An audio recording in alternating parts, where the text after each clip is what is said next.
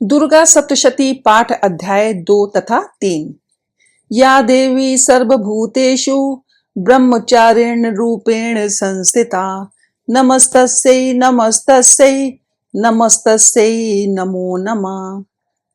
इस अध्याय में देवताओं के तेज से देवी का प्रादुर्भाव और महिषासुर की सेना का वध। ऋषि कहते हैं पूर्व काल में देवताओं और असुरों में पूरे 100 वर्षों तक घोर संग्राम हुआ था।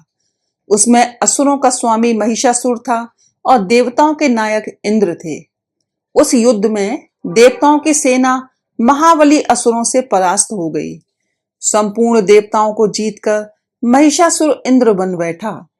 तब पराजित देवता प्रजापति ब्रह्मा जी को आगे करके उस स्थान पर गए जहां भगवान शंकर और श्री हरि विष्णु विराजमान थे। देवताओं ने महिषासुर के पराक्रम तथा अपनी पराजय का यथावत वृतांत उन दोनों देवेश्वरों से विस्तार पूर्वक कह सुनाया। देवता बोले, भगवान महिषासुर सूर्य, इंद्र, अग्नि, वायु, चंद्रमा, यम, वरुण तथा अन्य देवताओं के भी अधिकार छीनकर स्वयं ही सबका अधिष्ठाता बना बैठा है। उस दुरात्मा महिषासुर ने समस्त देवताओं को स्वर्ग से निकाल दिया है। अब वे मनुष्यों की भांति पृथ्वी पर विचरते हैं। दैत्यों की ये सारी करतूत हमने आप लोगों से कह सुनाई। अब हम आपके ही शरण में आए हैं, उसके वध का कोई उपाय सोचिए। इस प्रकार देवताओं के वचन सुनकर भगवान विष्णु और शिव ने दैत्यों पर बड़ा क्रोध किया। उनकी भौं तन गई और मुंह टेढ़ा हो गया। तब अत्यंत कोप में भरे हुए चक्रपाणी श्री विष्णु के मुख से एक महान तेज प्रकट हुआ। इसी प्रकार ब्रह्मा, शंकर तथा इंद्र आदि अन्य अन्य देवताओं के शरीर से भी बड़ा भारी तेज निकला। वह सब मिलकर एक हो गया। महान तेज का वह पुंज जाज्वल्यमान पर्वत सा जान पड़ा। देवताओं ने देखा वहां उसकी ज्वालाएं संपूर्ण दिशाओं में व्याप्त हो रही थीं। संपूर्ण देवताओं के शरीर से प्रकट हुए उस तेज की कहीं तुलना नहीं थी। एकत्रित होने पर वह एक नारी के रूप में परिणत हो गया और अपने प्रकाश से तीनों लोकों में व्याप्त जान पड़ा। भगवान शंकर का जो तेज था उससे उस देवी का मुख प्रकट हुआ। यमराज के तेज से उसके सिर में बाल निकल आए। श्री विष्णु भगवान के तेज से उसकी भुजाएं उत्पन्न हुई। चंद्रमा के तेज से दोनों स्तनों का और इंद्र के तेज से मध्य भाग का प्रादुर्भाव हुआ। वरुण के तेज से जंगा और पिंडली तथा पृथ्वी के तेज से नितंब भाग प्रकट हुआ। ब्रह्मा के तेज से दोनों चरण और सूर्य के तेज से उसकी उंगलियां हुई। वसुओं के तेज से हाथों की उंगलियां और कुबेर के तेज से नासिका प्रकट हुई। उस देवी के दांत प्रजापति के तेज से और तीनों नेत्र अग्नि के तेज से प्रकट हुए थे। उसकी भौएं संध्या के और कान वायु के तेज से उत्पन्न हुए थे। इसी प्रकार अन्य अन्य देवताओं के तेज से भी उस कल्याणमयी देवी का आविर्भाव हुआ। तदंतर समस्त देवताओं के तेज पुंज से प्रकट हुई देवी को देखकर महिषासुर के सताए हुए देवता बहुत प्रसन्न हुए। पिनाकधारी भगवान शंकर ने अपने शूल से एक शूल निकालकर उन्हें दिया। फिर भगवान विष्णु ने भी अपने चक्र से चक्र उत्पन्न करके भगवती को अर्पण किया। वरुण ने भी शंख भेंट किया। अग्नि ने उन्हें शक्ति दी और वायु ने धनुष तथा बाण से भरे हुए 2 तरकस प्रदान किए। सहस्त्र नेत्रों वाले देवराज इंद्र ने अपने वज्र से वज्र उत्पन्न करके दिया और ऐरावत हाथी से उतारकर एक घंटा भी प्रदान किया। यमराज ने काल दंड से दंड, वरुण ने पाश, प्रजापति ने स्फटिकाक्ष की माला तथा ब्रह्मा जी ने कमंडल भेंट किया। सूर्य ने देवी के समस्त रोमकूपों में अपनी किरणों का तेज भर दिया। काल ने उन्हें चमकती हुई ढाल और तलवार दी। क्षीर समुद्र ने उज्जवल हार तथा कभी जीर्ण न होने वाले 2 दिव्य वस्त्र भेंट किए। साथ ही उन्होंने दिव्य चूड़ामणि, 2 कुंडल, कड़े, उज्जवल अर्धचंद, सब बाहुओं के लिए केयू, दोनों चरणों के लिए निर्मल नूपुर, गले की सुंदर हंसली और सब उंगलियों में पहनने के लिए रत्नों की बनी अंगूठियां भी दी। विश्वकर्मा ने उसने अत्यंत निर्मल फरसा भेंट किया, साथ ही अनेक प्रकार के अस्त्र और अभेद्य कवच दिए। इनके सिवा मस्तक और वक्षस्थल पर धारण करने के लिए कबीर ने कुमलाने वाली कमलों की मालाएं दी। जलधि ने उन्हें सुंदर कमल का फूल भेंट किया। हिमालय ने सवारी के लिए सिंह तथा भांति भांति के रत्न समर्पित किए। धनाध्यक्ष कुबेर ने मधु से भरा पान पात्र दिया तथा संपूर्ण नागों के राजा शेष ने, जो इस पृथ्वी को धारण करते हैं, उन्हें बहुमूल्य मणियों से विभूषित नागहार भेंट दिया। इसी प्रकार अन्य देवताओं ने भी आभूषण और अस्त्र शस्त्र देकर देवी का सम्मान किया। तत्पश्चात उन्होंने बारंबार अट्टहास पूर्वक उच्च स्वर से गर्जना की। उनके भयंकर नाद से संपूर्ण आकाश गूंज उठा। देवी का वह अत्यंत उच्च स्वर से किया हुआ सिंहनाद कहीं समा न सका। आकाश उसके सामने लघु प्रतीत होने लगा। उससे बड़े जोर की प्रतिध्वनि हुई, जिससे संपूर्ण विश्व में हलचल मच गई और समुद्र कांप उठे। पृथ्वी डोलने लगी और समस्त पर्वत हिलने लगे। उस समय देवताओं ने अत्यंत प्रसन्नता के साथ सिंहवाहिनी भवानी से कहा, देवी तुम्हारी जय हो। साथ ही महर्षियों ने भक्ति भाव से विनम्र होकर उनका स्तवन किया। संपूर्ण त्रिलोकी को क्षोभग्रस्त देख दैत्यगण अपनी समस्त सेना को कवच आदि से सुसज्जित कर हाथों में हथियार ले सहसा उठकर खड़े हो गए। उस समय महिषासुर ने बड़े क्रोध में आकर कहा, आह ये क्या हो रहा है। फिर वह संपूर्ण असुरों से घिरकर उस सिंहनाद की ओर लक्ष्य करके दौड़ा और आगे पहुंचकर उसने देवी को देखा, जो अपनी प्रभा से तीनों लोकों को प्रकाशित कर रही थी। उनके चरणों के भार से पृथ्वी दबी जा रही थी। माथे के मुकुट से आकाश में रेखा सी खींच रही थी तथा वे अपने धनुष की टंकार से सातों पातालों को शुद्ध किए देती थी। देवी अपनी हजारों भुजाओं से संपूर्ण दिशाओं को आच्छादित करके खड़ी थी। तदंतर उनके साथ दैत्यों का युद्ध छिड़ गया। नाना प्रकार के अस्त्र शस्त्रों के प्रहार से संपूर्ण दिशाएं उद्भासित होने लगी। चिछुर नामक महान असुर महिषासुर का सेना नायक था। वे देवी के साथ युद्ध करने लगा।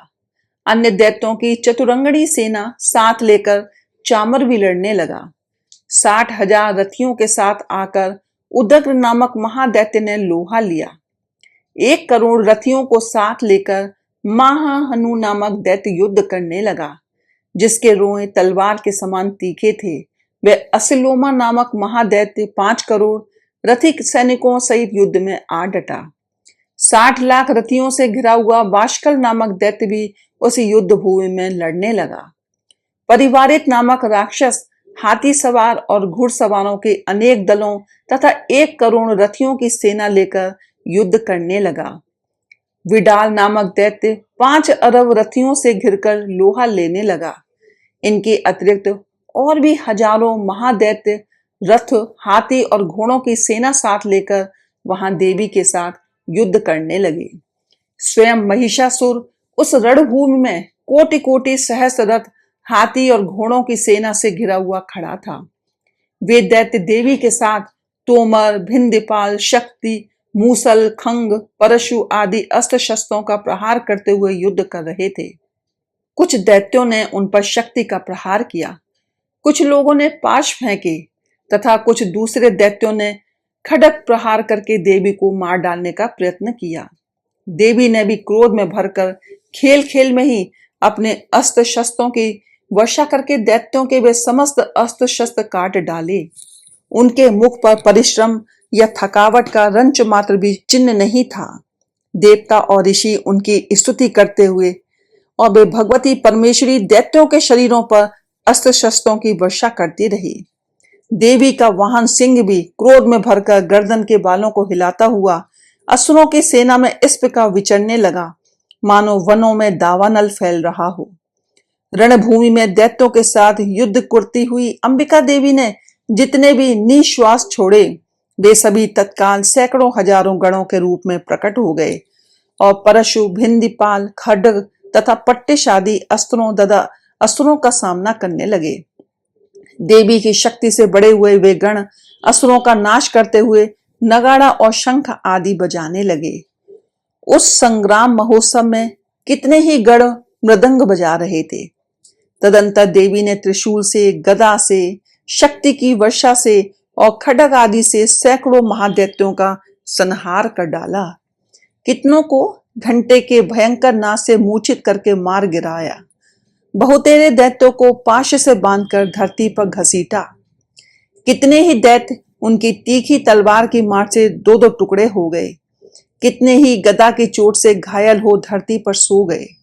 कितने ही मूसल की मार से अत्यंत आहत होकर रक्त वमन करने लगे। कुछ दैत्य शूल से छाती फट जाने के कारण पृथ्वी पर ढेर हो गए। उस रण आंगण में वाण समूहों की वृष्टि से कितने ही असुरों की कमर टूट गई। बाज की तरह झपटने वाले देव पीड़क दैत्यगण अपने प्राणों से हाथ धोने लगे। किन्हीं की बाहें छिन्न भिन्न हो गईं, कितनों की गर्दन कट गई, कितने ही दैत्यों के मस्तक कट कट कर गिरने लगे। कुछ लोगों के शरीर मध्य भाग में ही विदीर्ण हो गए। कितने ही महादैत्य जांघें कट जाने से पृथ्वी पर गिर पड़े। कितनों को ही देवी ने एक वहां एक पैर और एक नेत्र वाले करके दो टुकड़ों में चीर डाला। कितने ही दैत्य मस्तक कट जाने पर भी गिरकर फिर उठ जाते और केवल धड़ के ही रूप में अच्छे अच्छे हथियार हाथ में ले देवी के साथ युद्ध करने लगते थे। दूसरे कबंध युद्ध के बाजों की लय पर नाचते थे। कितने ही बिना सिर के धड़ हाथों में खड्ग, शक्ति और षष्टि लिए दौड़ते थे तथा दूसरे दूसरे महादैत्य ठहरो ठहरो यह कहते हुए देवी को युद्ध के लिए ललकारते थे। जहां वह घोर संग्राम हुआ था वहां की धरती देवी के गिराए हुए रथ, हाथी, घोड़े और असुरों की लाशों से ऐसी पट गई थी कि वहां चलना फिरना असंभव हो गया था। दैत्यों की सेना में हाथी, घोड़े और असुरों के शरीरों से इतनी अधिक मात्रा में रक्तपात हुआ था कि थोड़ी ही देर में वहां खून की बड़ी बड़ी नदियां बहने लगी। जगदम्बा ने असुरों की विशाल सेना को क्षण भर में ही नष्ट कर दिया। ठीक उसी तरह जैसे तृण और काट के भारी ढेर को आग कुछ ही क्षणों में भस्म कर देती है। और वह सिंह भी गर्दन के बालों को हिला हिलाकर जोर जोर से गर्जना करता हुआ दैत्यों के शरीरों से मानो उनके प्राण चुन लेता था। वहां देवी के गणों ने भी उन महादैत्यों के साथ ऐसा युद्ध किया जिसमें आकाश में खड़े हुए देवतागण उन पर बहुत संतुष्ट हुए और फूल बरसाने लगे। इस प्रकार श्री मार्कंडेय पुराण में सावर्णिक मनवंतर की कथा के अंतर्गत देवी महात्म्य में महिषासुर की सेना का वध नामक दूसरा अध्याय पूर्ण हुआ। देवी महात्म्य अध्याय 3। इस अध्याय में सेनापतियों सहित महिषासुर का वध है। ऋषि कहते हैं, दैत्यों की सेना को इस प्रकार तहस नहस होते देख महादैत्य सेनापति चिछुर क्रोध में भरकर अंबिका देवी से युद्ध करने के लिए आगे बढ़ा। वह असुर रणभूमि में देवी के ऊपर इस प्रकार बाणों की वर्षा करने लगा जैसे बादल मेरुगिरी के शिखर पर पानी की धार बरसा रहा हो, तथा देवी ने अपने बाणों से उस बाण समूह को अनायास ही काटकर उसके घोड़ों और सारथी को भी मार डाला। साथ ही उसके धनुष तथा अत्यंत ऊंची ध्वजा को भी तत्काल काट गिराया। धनुष कट जाने पर उसके अंगों को अपने बाणों से बींध डाला। धनुष, रथ, घोड़े और सारथी के नष्ट हो जाने पर वह असुर ढाल और तलवार लेकर देवी की ओर दौड़ा। उसने तीखी धार वाली तलवार से सिंह के मस्तक पर चोट करके देवी की भी बाईं भुजा में बड़े वेग से प्रहार किया।